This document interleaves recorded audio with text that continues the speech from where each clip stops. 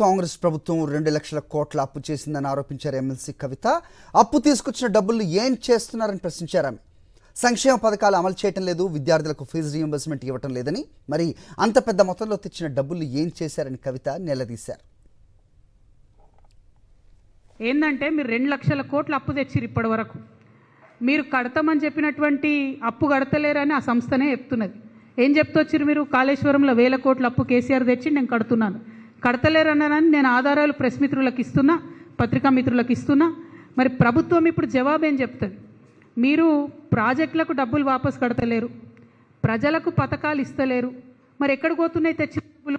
ఈయన అప్పు బయటకు వెళ్ళి తీసుకొస్తారు, ఆ తీసుకొచ్చిన అప్పు కాంట్రాక్టర్లకు పోతుంది, కాంట్రాక్టర్ల దగ్గరికి వెళ్ళి వీళ్ళకి వచ్చే కమిషన్లు వీళ్ళకి వస్తాయి. కానీ రాష్ట్రానికి మాత్రం చెడ్డ పేరు వస్తున్నది, ప్రజలకు మాత్రం పెన్షన్ వస్తలేదు, విద్యార్థులకు మాత్రం ఫీ రియంబర్స్మెంట్ వస్తలేదు. అందుకే ఇవాళ తెలంగాణ జాగృతి తరఫున ఇవన్నీ రేవంత్ రెడ్డి గారి అవినీతి నిరూపితం అవుతున్నది. కాబట్టి ఇవాళ రేవంత్ రెడ్డి గారికి మేము ఒక బిరుదు ఇద్దాం అనుకుంటున్నాం. తెలంగాణ జాగృతి తరఫున రాజులకు రాజు అంటే చక్రవర్తి అంటారు, అందుకనే తెలంగాణ జాగృతి తరఫున ఇవాళ రేవంత్ రెడ్డి గారికి అవినీతి చక్రవర్తి అనేటటువంటి బిరుదుని ఇస్తున్నాం.